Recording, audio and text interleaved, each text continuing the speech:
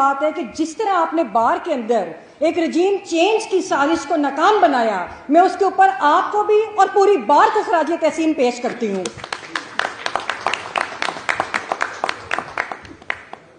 इस वक्त जब आज हम खड़े हैं, गुज़श्ता हमेशा ही बार ने स्ट्रगल की है, बल्कि जिस हॉल में हम खड़े हैं वो भी उसका नाम कियानी हॉल किस वजह से है, उसके पीछे भी एक तवील जदोजहद है जस्टिस रुस्तम कियानी की वजह से, कि जिन्होंने अयूब आमरीत का मुकाबला किया और उस वक्त से लेकर आज तक बार ने हर खुफिया और एलानिया मार्शल्लाह, चाहे वो सिविलियन हुकूमतें हों, उनकी इंसानी हकूक़ की पामाली हो और मिलिट्री डिक्टेटर्स हों, हम लोग अपना जो आवाज़ है वो उठाते रहे और बार लड़ती रही। और इसी तरह जब आज मैं आपके सामने खड़ी हूँ तो सबसे पहले मैं जिक्र करूँगी कि जो ईरान के अंदर हुआ,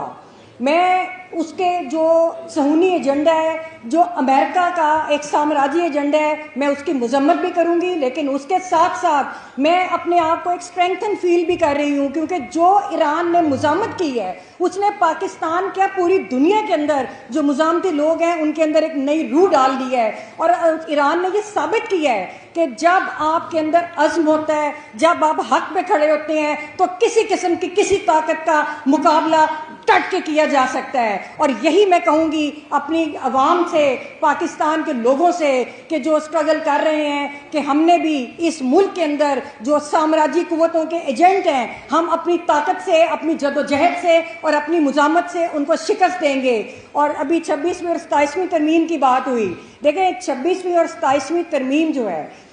इसने जिस तरह आपके मुल्क के अंदर निज़ाम इंसाफ को ख़त्म, तबाह और बर्बाद किया है, वो आपके सामने है। आज आप देख रहे हैं कि सारी अदालतें जो हैं वो बिल्कुल वीरान अदालतें हो चुकी हुई हैं। और जजेस की ये सूरत हाल है कि कल आपने इमरान खान साहब वाले केस में देखा कि पाकिस्तान की तारीख के एक कदावर वकील जनाब बैरिस्टर एतजाज अहसन साहब पेश हुए, और जो 27वीं तरमीम ज़दा वहाँ का चीफ जस्टिस है, उनको तारीख देने के लिए भी, तारीख देने के कभी उनके पास इख्तियार नहीं था और उनको फ़ोन करके तारीख की इजाज़त मांगनी पड़ती है। ये है आपकी 27वीं तरमीम। फिर आप ये देखें कि जिस तरह इस निज़ाम को मलिया मेट किया गया, उसके पीछे बुनियादी वजह क्या है। हम बहुत बात करते हैं कि पाकिस्तान के अंदर जो गुज़श्ता 3 साल से जो कुछ हुआ, लेकिन उसके पीछे सिर्फ जो परसों लॉ मिनिस्टर की एक स्टेटमेंट है, सिर्फ उस स्टेटमेंट से उस पूरी साजिश की समझ आती है, जो वो कहता है कि भाई आप लोग बिल्कुल फॉरेन पॉलिसी पे बात ना करें,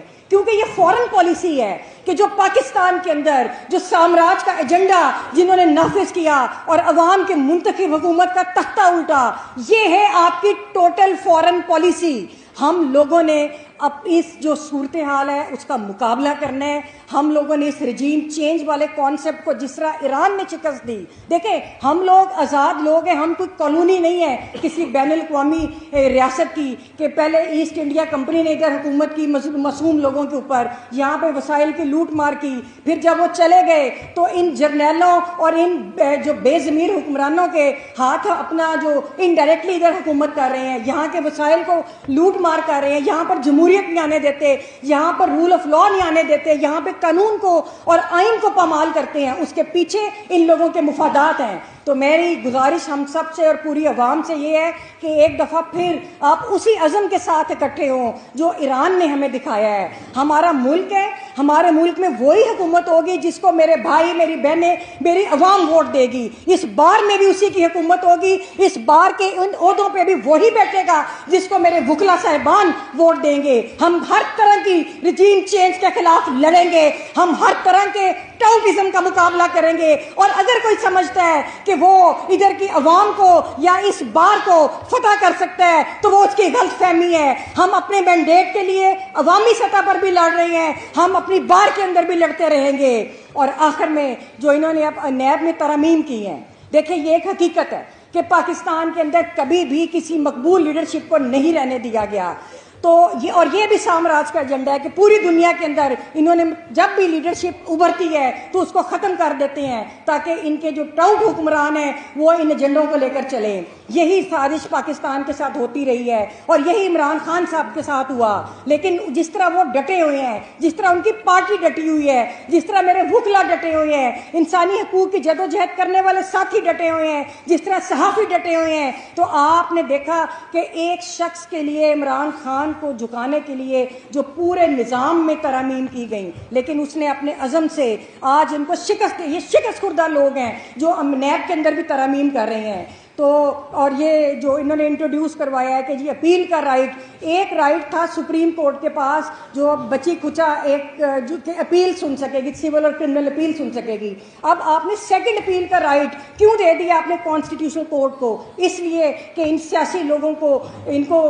जो इनकी अपीलें होंगी उधर सुनी जाएं और इनको सजाएं दी जाएं ताकि मुल्क के अंदर अवाम की नुमाइंदा लीडरशिप ना उभर सके या अवाम के जो मुंतखब लोग हैं जिनको अवाम मोहब्बत करते हैं जिनके साथ, उनका रास्ता रोका जा सके। तो हमें इस निज़ाम के ख़िलाफ़ जदोजहद करनी है, हमने उन लोगों के ख़िलाफ़ लड़ना है, हमने उन जर्नलों के ख़िलाफ़ लड़ना है, हमने उन हुक्मरानों के ख़िलाफ़ लड़ना है जो अपनी ख्वाहिशात को कानून की शक्ल देते हैं, जो अपनी ख्वाहिशात के ताबे पूरे सिस्टम को करते हैं। तो मैं आपसे यही गुजारिश करूँगी कि अवाम जो ईरान है उससे हमें और हिम्मत लेनी चाहिए और अपनी मुज़ामती जदोजहद को आगे बढ़ाना चाहिए। बहुत शुक्रिया।